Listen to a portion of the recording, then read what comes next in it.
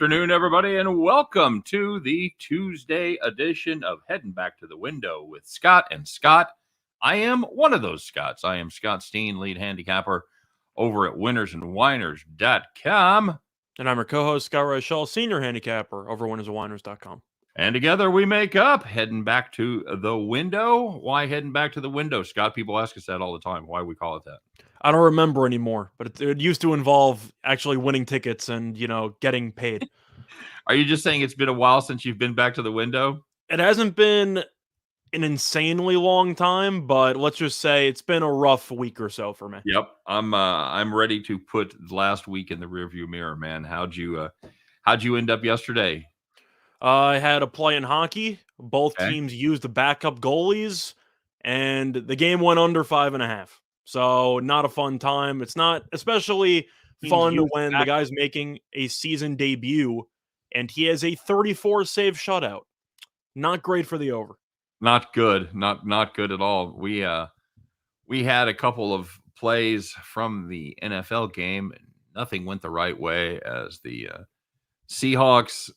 I still don't understand how the Seahawks didn't lose that game by about 25 points. Just basically their entire offense consisted of one play, 84-yard reception from DK Metcalf, and that was it. And yet somehow the Saints couldn't win that game by more than 3 points. Very, very frustrating situation. And we even had the chance for the miracle backdoor cover as Seattle threw a desperation 4th and 18, whatever it was. The guy jumped the route perfectly, had both hands on it, clear path, 30 yards to the end zone. And then we remember why he's a cornerback and not a receiver as he drops it. And I think it was a linebacker, actually.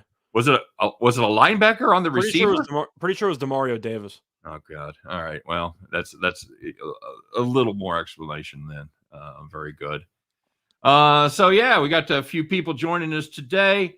Michelle Wares is here. Brown's backer is here. Our game Mathis wants to know if it's Tuesday. Yeah, it's Tuesday, baby. It's the beginning of a new week for us. That Monday Night Football, putting that in the trunk. So yeah, let's rock and roll, Scott. Now, we weren't the only ones that took some beats yesterday. There were some people that took some beats, and they took some bad ones, man. Let's find out on today's episode of Call the Cops. All right, man. Look at that. Look at the graphics, man. It's right up there. We're evolving. So, what's that? We're evolving. Oh, we absolutely are, buddy. So we're going to start in the NBA. If you had the Hornets +1 going up against the Celtics, that game went into overtime. You never feel great with the underdog in overtime, but you got a puncher's chance. You got 1 point. It's tied up. It means you handicap the game right. All you got to do is sweat out an extra 5 minutes, keep it close. Nope, that did not happen as the Hornets pretty much went in the tank for the last 5 minutes. And the Celtics ended up hitting the gas. They win by 11. If you had the Hornets +1, oh, so close. Call the cops. Looking at the second one in hockey, if you had the Coyotes +1.5 against the Panthers, first of all, you have a lot of bravery, because in my opinion, the Coyotes are the worst team in the league. But they trailed by 1 goal with less than 1 minute to go in the third period. They're pulling the goalie. Yeah, it's going to happen. And the Panthers, undefeated Panthers, ended up scoring an empty netter. Coyotes lost by 2. Coyotes now 0-6, if I'm not mistaken, Scott. They're not good. They're not good. If you had the Flames Rangers under 5.5, you had 2 goals going into the third period. My God, just do something. Sit at 5 with less than a minute left. And the Flames, it wasn't an empty netter, Scott. It was a power play goal with 5 seconds left. 5 seconds. Game ended up 5-1, buddy. Oh, if you had the Flames Rangers under 5.5, so sorry. Call the cops. Yep, definitely an interesting ending, because you know that they're up 4-1, so you know that they're not going to pull the goalie, because what's the point? And even on the power play, you might be wondering, are the Flames really going to try to score? Like, the game's over. You can just hold the puck the entire time. Right. No, they wanted to pad their stats a little bit. Ruthless. Well, there was some good news out there. I know some of our commenters had some of these plays, and yeah, you know who you are. We had some guys last night in the comment section have really good days. Scott had like 3 guys go 5-0, just just pretty much just putting it right in our face right there. Like Happens. it does happen. It does They happen. took the opposite of what we had. Just faded the Scots. All right, so let's find out who was sitting in the rocking chair. Spoiler alert, wasn't us. Yep. So the first one was actually a play both of us did like. It was the Saints and Seahawks under 41.5, 10-7 at the half. And the second half, if you want to call it football, you can. I wouldn't call it football. But you had 6 points in the second half. Game landed 23. A lot of scrumming going on right there. Yeah, that was, I figured the Saints, we had over 23.5 as far as our play of the day. They get to 10 at halftime. I'm like, it's not ideal, but 2 touchdowns, we're golden. Surely they can do that. You're expecting a Geno turnover inside his own 40 at some point. Yeah. Yeah, that was our bet the farm. Neither one of them threw an interception. I don't think either one of them turned the ball over. I saw Winston did take some shots in the first half, but a couple of them, it looked like a Seahawks guy did have a read on it, but he just overthrew the receiver by 20 yards, so it had no chance of being intercepted. Yep, that was it, man. If you had the Clippers minus the 3 against the Blazers, that was a game I had the over there, Scott. That worked out great since the Blazers decided to completely no show. Clips, it was all Clips all the time. They led by 14 at halftime, and pretty much had the second half same as the first half, as they ended up winning by 30. If you faded the Blazers there, you're a genius, and you were sitting in the rocking chair. And the last one was between the Capitals and the Senators. If you had the over 6, you had 10 goals in the first 2 periods, and yeah, the game ended 7-5. Yep, very good, very good. Hey, special hi and a shout out to our very own David Hess, Dave the Dominator, sitting in the comment section. What's up, Dave? A frequent guest on our show, and I guarantee you we'll have him back. Alvaro Jimenez, I'm gonna butcher that every time. Alvaro Jimenez. What's up, buddy? It's good to see you. All right, so not ideal, not fantastic, but there was somebody that had a worse day than us, Scott, and we should just rename this segment to "What the fuck is wrong with people?" Yeah, let's do it. Let's just take a look and find out. This just disgusts me. Find out who is today's donkey of the day.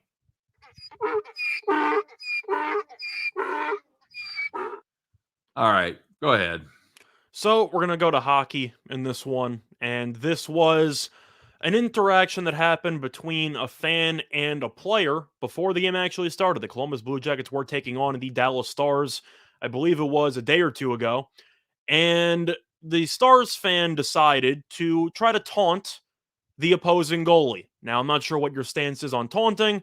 I know some people like Kevin Garnett in the past have kind of stepped over a line or two, but I feel like this Dallas Stars guy kind of went a little bit too far because he ended up taunting the Columbus Blue Jackets goalie Elvis Merzlikins by mentioning the name of his teammate who died during the offseason in that fireworks fiasco, whatever happened there. So the Stars fan, I guess, really, really wanted to win because he stooped incredibly low to try to psych out the opposing goalie. For the record, Columbus won the game 4-1. What was that goalie's name, Scott? The one who passed away. Yes. I don't have it directly in front of me. Sorry, let me see if I can pull that up. He's going to be so mad at me because we talked about this before the show that neither one of us could pronounce the name, so we were just going to call it. I didn't want to offend him and his family by completely butchering the name. Yep. But if you were going to actually talk crap to an athlete, I'm okay with a little, trash talk. It's kind of what the point is. A little chirp here and there. But you're going to name drop the guy who died during the offseason to try to cite. Come on, that's too low. If you go family or some kind of physical problem, or something that's really hits close to home, come on, it's out of bounds. Have a little class there, guys. Hey, Nathan Stern is joining us from work. Beautiful, baby. That's where I am. So very good. One of my favorite names, Crash Landon, is here, Scott. Lawrence Anthony checking in. We got lots of people in his house. By the way, I'm always really bad at this. That's why I always ask for the smash at the beginning of my video. Hey, don't forget to give us the like, guys. If you're watching the live stream, don't forget to give us the thumbs up. And don't be afraid to share it. If you got people out there in your social media, you want to drop it and get us some wide exposure, that would be cool as well. So, I don't know, man. It was overall, situation where I had a winning NFL week picking all the games, That you and didn't actually have. yeah. Well, I mean, when you and I did our show, Mhm. I'm still way over 500 on all the games, and yet the ones I've recommended have been shit the last 2 weeks. It's the weirdest thing ever, bud. I don't understand. I just ought to give out my whole NFL card and go, here you go. Instead of and that's because there's two Didn't you parts. try that? Didn't you try that once? No, I did a podcast. I did when I first started, I just did a podcast where I did every game every day. And No, I but did I'm saying, didn't you do a video? A couple of I don't remember. Didn't you do the entire baseball card in like one video, like a couple of months ago? maybe. I don't I remember think you doing. did. It was a short baseball card. I think you did like all 5 games. You Oh took a yeah, couple yeah, yeah. underdogs or something. Yeah, I did. I think we went 2 and 3. But I remember you hit a couple dogs and people were roasting you for it. Yeah, yeah, exactly right. Exactly right. Yeah, I think there was like 5 or 6 games. I did do the whole card. So anyway, I don't know. It's just a weird situation. And I know you're in a slump. It happens. You got any slump busting tips? How do you get out? Shooters keep shooting. No, but in reality, it's fine if you want to take a couple days off. The main thing is about bankroll management, where if you are going to go into a slump, which everyone's going to, spoiler alert, it happens, Yep. make sure that you're not gambling more than what you can afford to lose. Yeah. So even if you end up losing for a week, some people lose for a lot longer. I mean, there are people on Twitter, people all over the world that are really just career long losers, and they'll occasionally win, but for the most part, they lose all the time.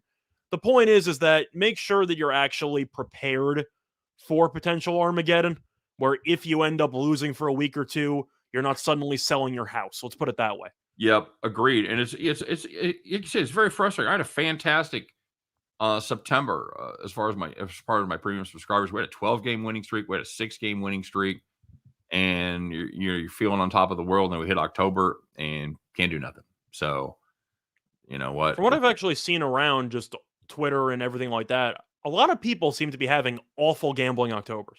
Have you noticed Yeah, that too? I have seen that. Of course, you never know if you're in a slump if you're just kind of looking for that kind of thing. But yeah, I have seen that. Just saying, the Uh, worst case is if you are slumping, reduce your unit size.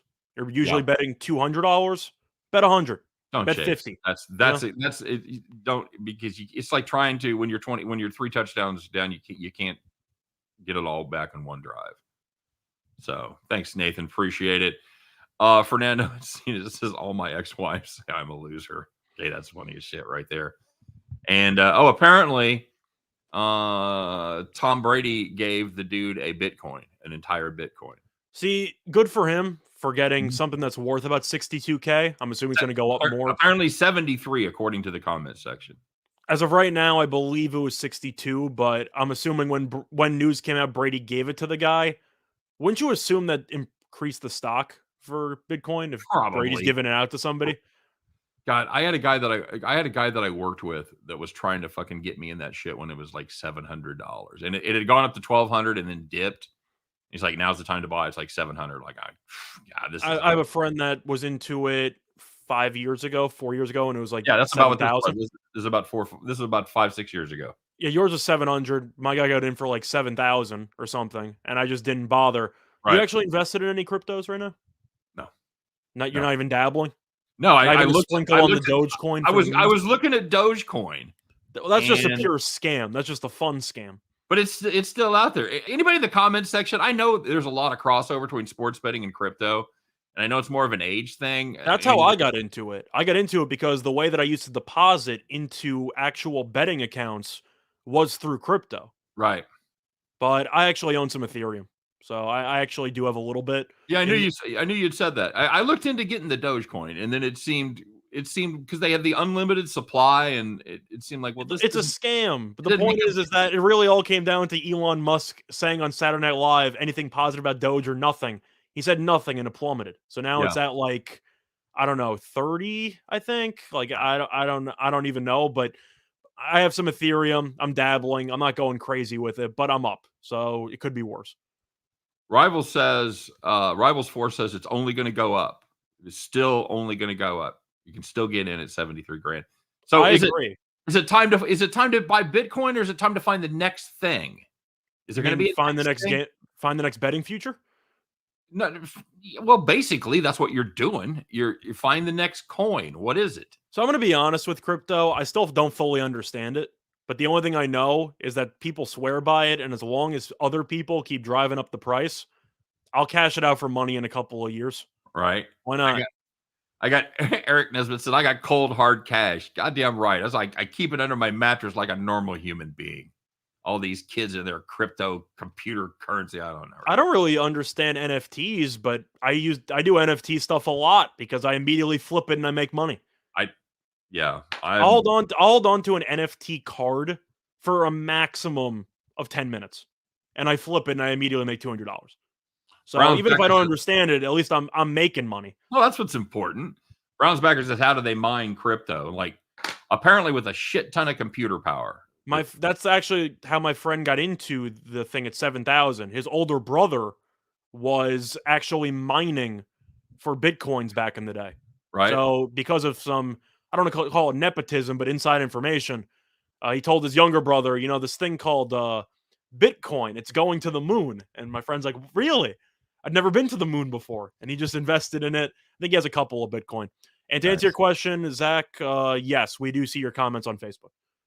How you doing, Facebook? How you doing, Twitch? Thanks for coming on board. Now, where do you see those? Where do you I see him in the comment section in the thing we're using. You don't see it? See, I'm using the comment section on where do Oh no, you could just use the comments on the actual software we're using. God damn it. That is You are so out of touch technologically. that is really handy. It's really handy. Yeah, it's right there. I mean, that's the point of this damn thing. I never use this screen. I look at you and me. I look at that's all I look at. Okay. Satia, what are you vaping? Oh no, it's a grape. It's grape 2.4 because I'm usually a menthol guy, and of course my menthols are stuck somewhere off the port of Long Beach. So I'm vaping. I'm a vape grape. It's can't awful. believe you're cheating on the Newports. Lawrence Anthony says, how many people think Bitcoin's going to be $100,000? But God damn. It wouldn't surprise me. Just because so many people swear by it. I mean, I'm not going to spend that much time talking about crypto because it's all speculation, but Right. I have a lot. I'm in one of those crypto group chats on WhatsApp with a bunch of my friends who swear by it. So I'm slowly learning. I'm taking everything they say with a grain of salt, but the only thing I know is that there definitely is increasing interest in it. So I'm assuming it's more likely to go up by a lot than down by a lot. Let's put it that way. Huh. Okay. All right. Well, I want to find I feel like the steam is gone. I feel like I'd be chasing the steam at this point buying Bitcoin. Yeah, you save your money for betting on the elections. Well, yeah. It's also a profitable way the way you do it. I have a lot of fun. Unfortunately, it comes every 4 years. Mm-hmm. So yeah, it's no, midterms. What is the NFL game for Thursday night, Scott? What do we got? We got Packers Cardinals. Oh, that's right. And we still don't know if Devontae Adams is going to play or not, which is why Arizona has jumped up about 3 points or so. But for the sake of the actual matchup, I do like Green Bay plus the points. I just think 6 is too high. Now, I'm not sure if Adams is going to play, but I am kind of curious if you think that's a little bit rich for Arizona to cover. You? Yeah, I really kind of was on the fence about 3.5, and now that it's gone up to 6 on the Adams news, I think Adams is a great receiver, but how much is the best receiver worth to a point spread? For the Packers? More than 2.5 points. I think he's worth 3 to 4. I think it's close. I don't know. I don't know how many other receivers I would say about that, but I think you can make an argument that Rodgers is just going to do Rodgers things anyway, and they'll find a way. Yeah, we'll see. Wouldn't be the first time. Nathan, my problem, by the way, he says I hate crypto. My problem with crypto is like a lot of the crypto bros that you see. I can't do it. I can't do the crypto bros, man. I just can't. I just threw my money in there and I just didn't touch it for a couple months. So it's gone pretty well. But fair enough. Do you ever play the first TD score? Scott, you play a fair amount of props. Do you play first TD score? Occasionally, not that often. If I'm ever going to do it, I really never lay chalk. I'm just looking at a long shot, somebody who might have it. It rarely wins, but I really don't mind taking a defense to score first. especially if they're against like an interception prone quarterback or a turnover prone quarterback, you might be getting like 30 to 40 to 1 on a defense to score the first touchdown. Yeah, that's You're against Carolina. You have Darnold doing whatever the hell he's doing back there. Like, would I mind taking a defense to score first against Darnold at like 40 to 1? No. The thing about first touchdown, you can argue about some potential value. It's really all about chance because A, you got to guess the right team. And B, you got to assume that at least they target the guy in the end zone, or the person has the ball in the right spot, or the person breaks a couple of tackles and figures. So there's a lot of, it's like first field goal in basketball. Nobody really knows. You're just hoping you win the jump ball and your guy puts it in the basket. So yes, I do think you can find maybe some actual, I'd say angles for for some profit. I don't mind playing long shots, maybe a quarterback to score that's somewhat mobile in a defense, but that's pretty much it. You? I agree. I'm with you. I like taking those shots. Something plus 500 to plus 800 is usually right in my range. But even like Derrick Henry, like you really want to take Derrick Henry first touchdown at like plus 350? Like, how do you know Tennessee's going to score first? Well, that's exactly right. Browns backer said he hit Edwards and Hopkins this weekend. Very nice. That's Nice. nice. Eric Nesbitt had a great comment. I'm not going to repeat it, but check that out in the comment section. I'm curious how many people did have that bad beat that Browns backer mentioned. You got Derrick Henry to score first touchdown. He's lining up in the Wildcat, and he throws it out of the Wildcat. So it goes to the tight end, who's probably like 20 to 1. Yep. But instead, your Derrick Henry first touchdown bet at like 3-4 to 1 is complete garbage. Tear that up. Yeah. That was brutal. You starting to get a beat on NFL, on NBA yet, bud? Yeah, I've been keeping tabs on it. The thing is that I usually follow a lot of the actual efficiency numbers, which is usually where I get most of my information when it comes to handicapping teams. Because you're in the first week or so, I was having a really hard time actually gauging teams. I know you're still 3-4 games in, Right. but you can start to tell which teams are serious fade material. And my play of the day involves one of them. I'm just going to spoil it. I'm not exactly backing the Oklahoma City Thunder. Let's put it that way. So Okay. I do think that I'm starting to get a gauge on it. We'll still wait and see. But I like the Cavs last night against the Nuggets. I mentioned it. I didn't think they'd win outright, but I like them plus 10. Now, you were talking earlier before we came on the air about the Knicks. How you feeling about the Knicks with the Embiid questionable for this one? I find the line movement quite telling. Now, Embiid's one of those guys who are constantly on the injury report. It is what it is. Embiid is always dealing with something. He might play, he might not play. Usually he sucks it up and he plays. Right. But the line has moved a lot. You're looking at where this line started. Philly was about -1 on the overnight. Mm-hmm. And now they're about +2 with no new news at all. Now, I know MSG is a great home court, so I know that you can talk about how MSG might be enough for the Knicks to win anyway if Embiid plays. Based on how much the line has moved, I'm assuming he's not going to play. Is that a hot take? No, I think, anytime with the injury list, you've always got to kind of read between the lines to beat the moves, or at least not be too far behind. And anytime you see something pop up in the afternoon, normally not a good sign, even if they pop up as questionable. Well, that's the thing, is even if the person is going to play or not, Means there's a problem. people who gamble on the actual lines, sharp guys who have inside information, you can usually tell who's playing and who's not just by following the line. Like the Wizards yesterday went from about 7.5 to 6 yesterday. Beal was still questionable. You knew he was going to play because the line shifted 1.5. Right. And he played. They didn't cover, but he played. Yep. But you have to wonder what percentage they're at, But I'm saying, if you just track betting lines and how much they're shifting during the afternoon, you can usually predict who's going to play and who's not going to play. Yes. Without actually having it confirmed.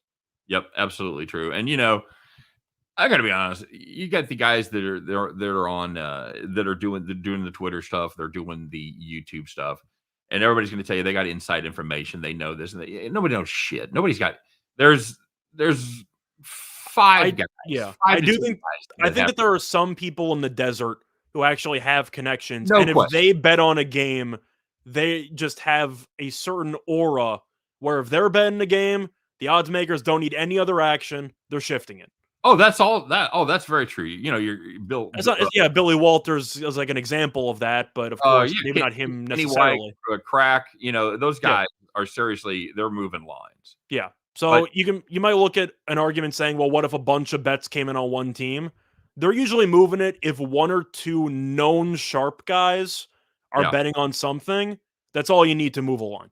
right. That's exactly right. So, having said all that, you're going to back I the like the Knicks in Knicks. this one? Yeah, you got to. I I think. have to. I think Embiid's not going to play, but even if he does, I made the same argument on Friday when the Sixers were playing against the Nets. And Embiid was rumored to maybe play, maybe not. I got the Nets +3.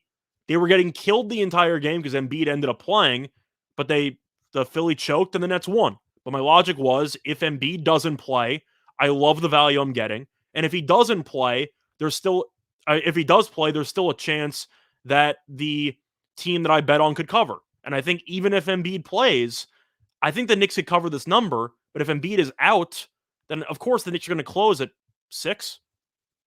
What do you think? Right. 6, 7? What are we sitting at 2 right now? Then a 2, 3. Yeah. I'm assuming 5. I was Probably at were 4.5, close. 5 was going to be my So range. yeah, I'll gamble on it. Thunder's and the Warriors coming out to play, buddy. Well, I already mentioned I'm fading Oklahoma City as my play of the day. I'll make them watch your video. Watch the video. Yeah, if you want actual explanations as to why, I got the Warriors tonight. Spoiler alert! It's a quick video. Yeah, it's about 4. All my videos are about 4 minutes. Warriors are good. Thunder sucks. Yep, pretty much. Make sure you like and Not subscribe. Thunderstruck. Thunder sucks. Thunderstruck. Mm-hmm. Rockets at Mavs, buddy. Big number here. It's and actually a little bit of Rocket money coming in. It opened up at 11, 10.5 across the board. I don't think the Mavericks are very good, but Houston, we know, is supposed to be one of the worst teams in the league. Who is worse, the Thunder or the Rockets? Funny you should ask, because they played each other in the second game of the season, and the Rockets beat them by 30-plus points. That's not a good look. That is not good at all, because both those teams were bottom 4 in terms of win totals. And yet, the Rockets didn't give a damn. The Thunder might be the worst team in the league. Not even might. I think they just are. But for the sake of this, they might be the worst team. Okay. And for our purposes here, are the Mavs 10 points better, 11 points better? I'm actually going to take Houston. It's mostly just thinking the Mavericks are overvalued. I get they beat Toronto. Toronto hung around. That game was somewhat close. Yeah. They were blowing them out, but Toronto had a little bit of a comeback in the fourth. I just look at Houston's overall team. They don't have many superstars, of course. Like, they don't have any great players. I think Jalen Green's fine. I think that I like Christian Wood a lot. I'm a fan of Sengun. I think he's going to be pretty good. But I just think that team is a little bit feisty. And the Mavericks, besides Doncic, I mean, who do you really like on the roster? I mean, Porzingis has been okay this season, not great. But Doncic needs to do everything on that team. And I still don't like Jason Kidd as a coach. Well, and they're not putting up any points. They put up 87 against Atlanta. They beat Toronto on a good defensive effort. They put up 103 points. It's a good defensive effort. Toronto's offense, by the way, not very good. No, that's definitely true. But I just don't know how much faith I have in a team that may struggle to get to triple digits to cover a double-digit number.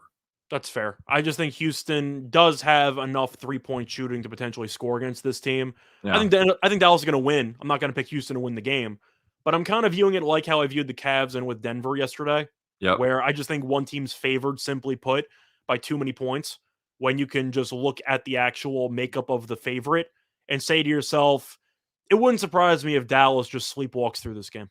And they do kind of have a habit of doing that as well. Mm-hmm. Yeah, and Chris White talked about a pick a couple of minutes ago. He's got the OKC Thunder team total under.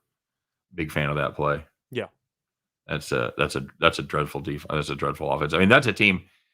They really haven't even been coy about tanking. I mean, that's they got Alexander back. They drafted Giddey, who's looked okay, but he's still a project. He's probably going to be a couple years away from being a serious NBA player. Good passer. Yeah, he's fine. You just know that he wasn't the guy who's going to come in and just reinvent the entire team. Like, no, the team's going to suck. Yeah. Yeah, and they do. So yeah, I don't mind team total under there at all. Yeah. Lakers Spurs. Lakers opened up 4.5. Spurs money coming in, buddy. Because Uh, LeBron's going to be out, down most to likely. down to 2.5. I was gonna say, man, you stole my thunder. I was gonna set you up for a nice. You solved that mystery, Scott, kind of moment, and then you just. I mean, it's a mystery if you don't read the back of the book. I mean, it's right there. Well, I mean, you've got. Hey, man, you've got guys in the comments section. They got jobs. They got shit to do. They wake up in the morning. They watch our videos, and then they go to work. They do shit. They go to lunch. They watch. They don't have time to do all that shit. What is we're here for? Mhm. Not everybody has the time that you have to do the investigation like that. True. So LeBron's not playing. Is that what you're saying?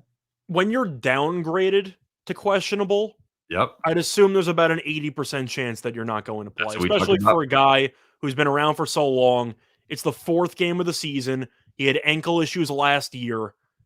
Why would the Lakers play him in this game?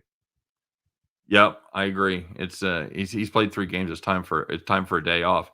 Bill, hang tight. We're gonna talk about that in just a minute. We saved the World Series for the end there. Yeah, shout out to the lunch break gang. Yeah, no shit. I'm Yeah. kind of impressed by that because lunch break. Are you in like the West Coast or something? Like most people Absolutely. already had the lunch break. You could West Coast. It's noon, dude. It's noon 30. Yeah, noon 30. Mhm. You're riding the Lakers there without LeBron. I am not. I'm No? going with the Spurs.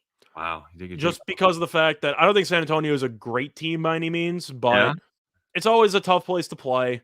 They Yeah. do have some young talent. I wouldn't say they're a great team at all, but Westbrook, we've seen how awful he's looked so far, just based on his overall shooting efficiency numbers. Right. Now he's going to handle the ball more. Oh, God. I mean, they probably should have lost to Memphis the other night because Melo went for 28 points off the bench. I'm just saying you might not want to roast Westbrook too bad right now. I'm going to roast his shooting numbers. Okay. I'm not going to roast the other stuff he does. All right. Last on the list for the NBA tonight, Nuggets and Jazz. Jazz is 7-point favorites. Nuggets, second game of a back-to-back. His total has kind of reflected that. It's opened up at 220, now down to 218 and a half. How do you see this one? I'm going with Utah.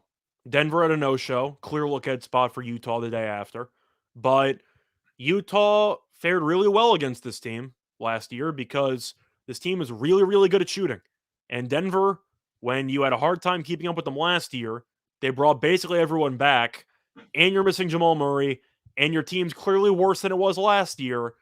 I do like a rested Utah team to get the job done, especially considering the fact that Utah is going to be at home for this matchup. And we know that Utah at home is just an absurdly good basketball team. Yeah. So I'm going with Utah. Okay. I think Denver looks like the division rival. Take the points. They'll find a way to make it close.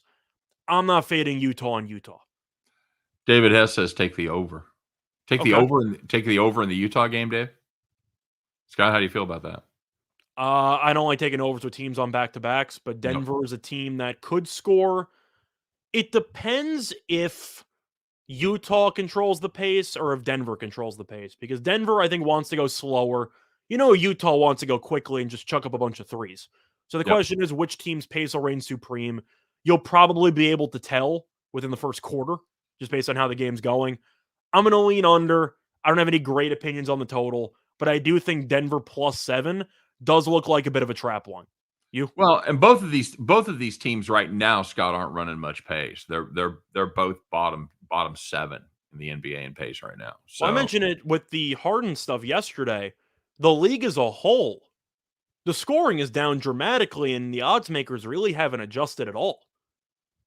Have you noticed that? Yeah, I have. I was sorry. I was looking at Lawrence Anthony. Said he's streaming the show from the track. He's hard at work studying the racing form. Race 7, Superfecta 1362. There's a man after my own heart right there. I didn't tell you which track. I didn't tell you whatever. But whatever I just said, keep wherever that in you mind. are. That's the winner right there. Mm-hmm. Somebody said that we should do a premium show with premium picks. So would that be your 5th, 6th, and 7th best picks, and the YouTube stuff would be the 8th? Certainly something to consider. All right, bud. So we got the World Series opening tonight, by the way. And hey, what a shocker! My teams aren't in it. Your teams are not in it. My team is not in it. It is going to be the Houston Astros, of course, against the Atlanta Braves. Braves an underdog in the series, underdog tonight. It's popped to about minus 140, and then it's kind of gone back down to the minus 135 range. It kind of peaked. Hasn't been a ton of movement. It's mostly been between 130 and 140. Framber Valdez goes for the Astros against old reliable Captain Hook, Charlie Morton, Uncle Charlie.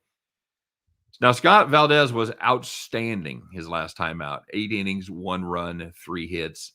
But the 2 times before that, he had not pitched extremely well. He'd given up, I believe, 5 runs in 6 innings total over his other 2 starts. So which Framber did we see tonight, buddy? I'm jumping on board the Exxon Valdez. I'm going with Houston in this one. Okay. I don't know what your thoughts are on the series. I think Houston's winning in 5 or 6. No offense to Atlanta. I'm rooting for them because I don't like the Astros, but I do think that the experience is going to play a factor, and I do think that Houston's the better team. So you can talk about Morton and how he's a big game pitcher. I don't know how much you buy into the book theory, which is that if a player used to play for a team, they got a pretty big book on him, and he doesn't really fare too well when he faces off against the former team. Right. I buy into it. Sure. I think Houston probably has a good book on Morton. You? I think it has a lot to do with whether the catcher that he worked with regularly is still there. Maldonado? Yeah. Yeah, he's still there. That's what I'm saying. Well, he went away and then he came back, but Yeah. he actually spent 3/4 of a season with the Royals. Spinnis process. What's up? Saying hello. Zach Vaughn says the Astros win the series in 6. I think that aligns pretty well with what we're thinking. I got 5 or 6. I think if Atlanta wants to win the series, they have to win game 1 or 2. Yeah. And I don't think they're winning game 1 or 2. I just don't. The thing is, the Atlanta, if they can keep that relief pitching the way it is and figure out if you don't bring in Luke Jackson, you might have say, well, and figure out Luke Jackson had a great season, Scott. He had a sub 2 ERA. Yeah, he's got the yips. He had a very solid season. So that's the thing. Does he have the post game yips? What's the problem here? And is it going to be solved? Now, Charlie's been okay in the postseason. He's got 3 starts, 3.77 ERA. He's been solid. He struggled 1 game and he's been okay his other 2. He is what he is, but this Houston team is hitting the ball so well right now. I don't know, bud. I like Houston here tonight. I agree. You got a feeling on the total? I'm going to lean under. I'm not thrilled with it, but I do expect a decent amount of, I don't want to say nerves, but I do expect there to be a noticeable vibe, which is first game, everyone's going to be tight. I think you're going to see a low scoring game. You? Yeah, I don't want any kind of low scoring situation involving the Astros offense right now. I think they're hitting the ball too well. They've scored 5 or more in 9 of their 10 postseason games, including all 5 at Minute Maid there. I think Houston will look fine. I question if the moment might appear to be a little bit too big for Atlanta for the first game. Yeah, you could see a 7-1 kind of situation. That's why I'm not. That's a bit much. I was thinking like 5-2, but sure, yeah, could be. Yeah, Houston. I was just going to answer Brown's backer there. All right, buddy. Well, let's get her rolling. Let's find out. Since we put our heads together, we've got an NBA card, we got a baseball game to look at. Let's come up with our best play, shall we? Put on those overalls, get your straw hat on, get on your John Deere, fire that baby up, guys. Get ready. Hang on. It's time for Bet the Farm.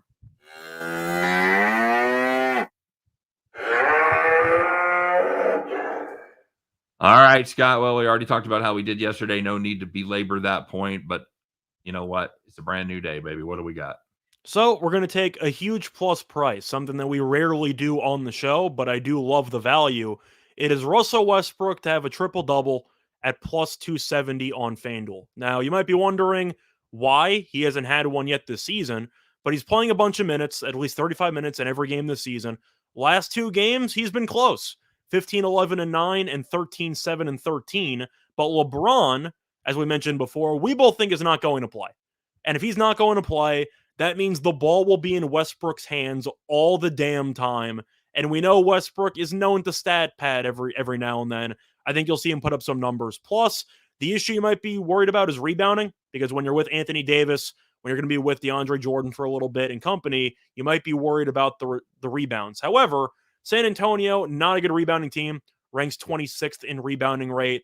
We think plus 270 for a guy who should have the ball in his hands in pretty much every single possession without LeBron in the game has a great price here. Plus 270, I'll take that all day, every day. Absolutely. Absolutely. So that's going to do it for our Bet the Farm play. We're going to take Russ to get back to his old ways of triple-double Russ and put one up tonight with LeBron probably out of that game. So for the record, by the way, we roasted Westbrook shooting earlier in the show. We still don't think he's going to shoot the ball well, but we think he's going to get to 10 points. Get to 10. He can go 3 for 16 and make 2 from the line, and or make 4 from the line and still get to 10. So that's kind of what we're seeing. So, all right, guys, that's it for the pick. That's it for the show. Thanks for joining us. Thanks for taking time off of lunch. Thanks for being at the track and checking us out. All you guys, whatever you're doing, all you guys and gals, I should say, whatever you're doing, we appreciate it. Good luck tonight on all your plays. Tell your friends. We'll be here every day. Come back and check us out tomorrow on Heading Back to the Window with Scott and Scott. You guys have a great day. We'll see you then. Peace.